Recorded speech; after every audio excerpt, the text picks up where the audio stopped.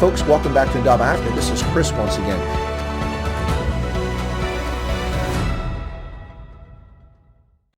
Hello folks, welcome back to Indaba Africa. This is Chris again. And today this is a reaction video. A reaction to what, you may ask? Well, the reaction to a video that was published and appeared on YouTube on the 12th of April 2021 by Vox, a leftist media outlet that purports to be middle of the road, but their productions tend to prove that position to be quite not the case. So why am I reacting to this video? Well, the video published on the 12th of April 2021 is entitled, Why South Africa is Still So Segregated. Well, first off, newsflash. Number one, South Africa is not segregated. Such laws disappeared nearly 3 decades ago, or more in some cases. So that's a factually inaccurate and intellectually dishonest title to the video, hence my reaction video. Now, I watched this video with great interest to see what they had. They have some fantastic graphics, some wonderful data sets that are quite helpful to take a look at what's actually happening in South Africa. But the video is full of factual inaccuracies and just plain outright misstatements. This appears to be intentional to distort the argument. Instead of talking about the failure of the African National Congress and its racial segregation of society through racist legislation like broad-based black economic empowerment, instead, this leftist media site has chosen to talk about South Africa through a lens of decades ago, using South Africa's own history to distort the reality. Now, it starts off the video talking about segregation being a consequence of historical's long racial segregation. And this is a result of Europeans arriving in South Africa in 1652. Now, they don't even mention the fact that the Bantu peoples, the majority of the population today, approximately 80% of the population of South Africa, 4 out of 5 people, only arrived in Southern Africa after crossing the Limpopo River approximately 1,500 years ago, displacing the indigenous population of Khoi and San from the moment they began to arrive, sometimes absorbing them, sometimes mixing with them, other times treating them like animals and chasing them into the Kalahari. That's when the colonization of this region began 1,500 or so years ago, not in 1652. So let's get that story straight for starters. That's the first point.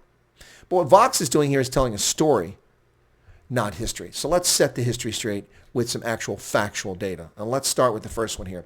I'm going to quote, it's as close to verbatim as I recall, but I went through the video and watched it and wrote these things down. This is one of the first whoppers they tell. The color of your skin here often determines where you live in South Africa today. Well, that's a false statement. Wealth and or income are the key determinants of where people live, not race. Toke Sexwale, Cyril Ramaphosa, Patrice Motsepe live wherever the hell they want to live because they're incredibly wealthy, because of their connections. So let's get your facts straight. White, Afrikaans-speaking people living in abject poverty are living in squatter camps. They don't get to live in ritzy, upscale, leafy neighborhoods because they don't have any money. So stop using race to distort the argument. Now, if you want to make the argument that many people are poor as a consequence of spatial inequities and of employment inequities and education inequities that took place during apartheid, that's a legitimate argument for some South Africans. But most of South Africa's population was born under the African National Congress since the end of apartheid. The majority of the country's population was born after the end of apartheid. After the end of apartheid. Under majority black rule. 28 years. When do you begin to get your act together? ANC. That's the first whopper. Second whopper, in 1994, a democratically elected government took power and ended apartheid. Excuse me? In 1994, a democratically elected government took power and ended apartheid. That's a flat out, complete lie. That's simply wrong. The National Party itself began dismantling the system of apartheid as early as 1985, with the first piece of racist legislation being rescinded. By 1993, the system of apartheid was all but dismantled, with the Constitution of 1993, which guaranteed voting rights to all South Africans. A lot of the country still looks like this, and that's because of South Africa's history of racial division.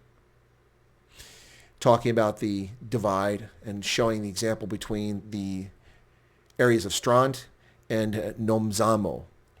One is 83% white, the other is 92% black, showing the disparities.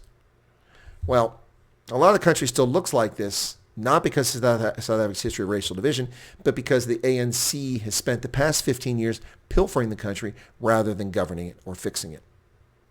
Despite a good start under Nelson Mandela and then Thabo Mbeki, for the past 15 years, the ANC has been engaging overwhelmingly in pilfering the country, running the country into the ground, and using patronage to reward loyal party cadres instead of delivering services and goods to constituents.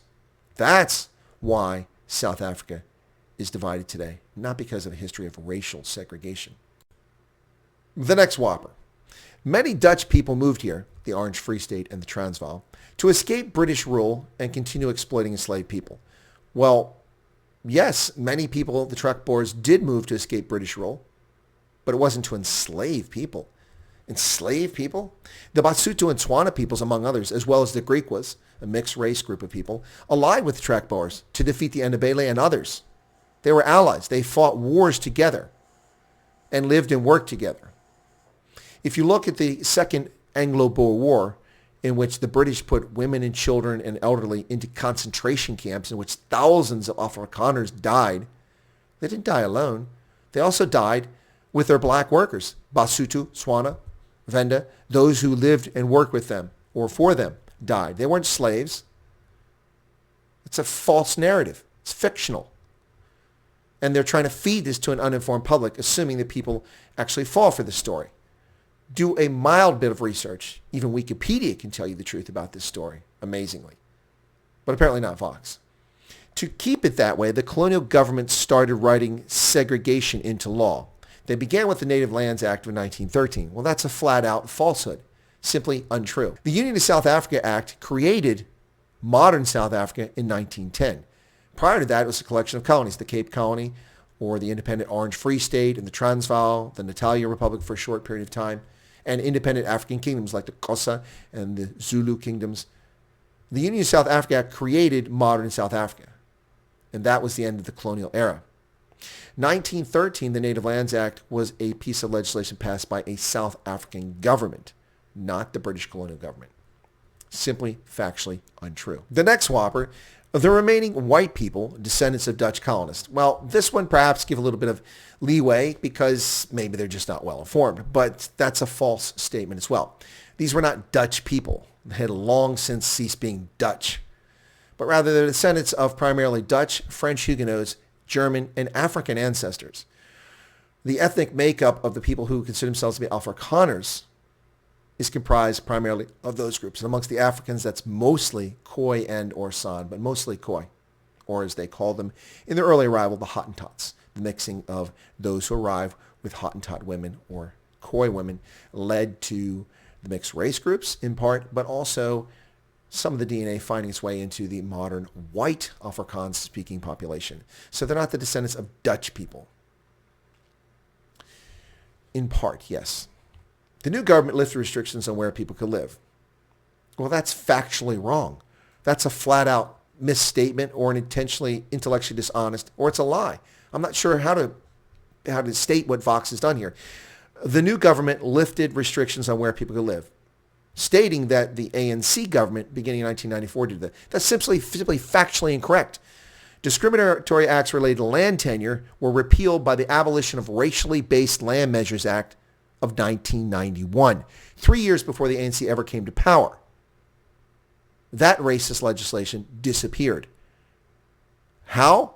By an all-white government, which repealed it, just like all the other racist-era apartheid laws that were repealed by the National Party, and those that weren't repealed were pretty much removed by the 1993 Constitution. So these are simply fairy tales that Vox is telling, distorting the history and getting it simply wrong. And just a couple more here, or one more actually. Let's go with one more whopper I found in this 10-minute and 15-second video. Millions of people migrated to cities. They created townships on the peripheries. Well, it's true that since the end of apartheid, many people have moved to urban areas and they have built informal settlements. We've seen the African National Congress and its police force repeatedly destroy many of these informal settlements whenever they appear on government land, and occasionally when they're on private land, they're evicted from it. So let's get your story straight. Let's talk about the three of the largest or most famous townships in all of South Africa. The first is Soweto. Soweto was established in the 1930s, not during the apartheid era, before the apartheid era, nearly 2 decades before apartheid began. It was created as a consequence of the Urban Areas Act of 1923, admittedly a racist piece of legislation that was meant to keep black folks away from white folks. That's a true statement. But millions of people didn't move to Soweto after apartheid ended. They were already there. Yes, many more migrated there, but let's get the story straight. This video gives the impression that these informal townships sprung up as a consequence of people in desperation flooding into the cities after the end of apartheid. Well, in fact, some did. But many of these people were already present and long since had been there. Alexandria, which is also in Johannesburg, but on the eastern side of Johannesburg, was established in 1912 as a settlement for white South Africans by a white farmer who named Alexandria after his wife. But because at the time, given transportation modes, it was so far from the center of Johannesburg, it wasn't popular. And he couldn't convince white folks to move out there. So who moved out to the places they could afford? Well, that would be the poorer black folks. And that's how it became a primarily black township. 1912, not 1994, not 2004, 1912. Well over a century ago, Alexandria was founded. And Khayelitsha, which is in the Cape Flats in Cape Town, is one of the more recent ones, and this is a consequence of apartheid. This was first set up in 1985 with 30,000 residents. Today it has over 400,000. That's a good example of what they're stating in the video. But it's an accurate sample, or accurate example, not the implication, not what they're implying to people, that everyone has moved into these informal settlements and it's the only place they can live because all the good land was taken. Yes, a lot of good land was taken. And they, in fact, talk extensively about District 6 in this story, and they get most of the story about District 6 correct. Absolutely horrific what's happened there. But they also distort what's happened since the end of apartheid. But that I'll save for another video. But let me just wrap this up here in this portion because we're already up to close to 12 minutes here. This video has 1.1 million views in just a little over a day. I could only wish to have that many views. I'd take 1/10 of those number of views to watch this video to clear up the distortions that Vox puts in its video. I don't have a staff of producers and researchers, but I am a historian and I know what I'm talking about. And it's not difficult to refute this nonsense.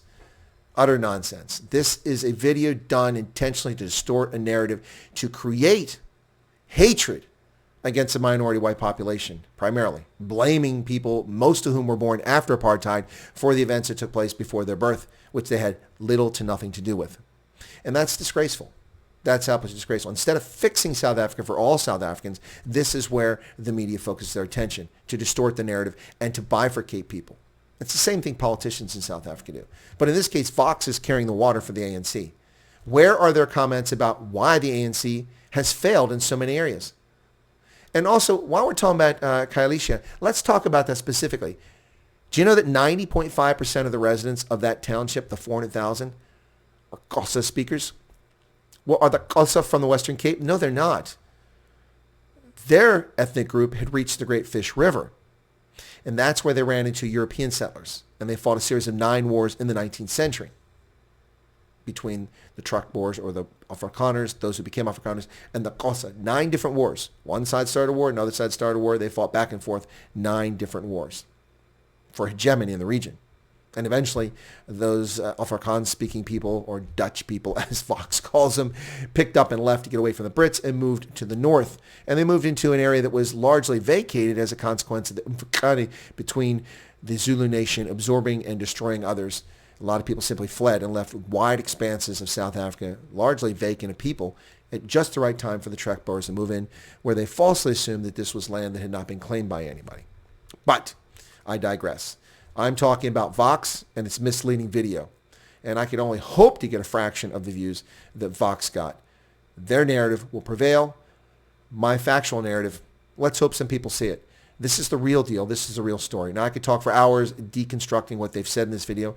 They have made some good points. They've used factual data, but they've misrepresented and distorted this narrative. So let's not let Vox tell their story. Let's hold them to the fire and expect them to narrate history and get it correct. The reason people live in poverty today is a consequence of the ANC's failures, and in some measure to the existing system that they inherited.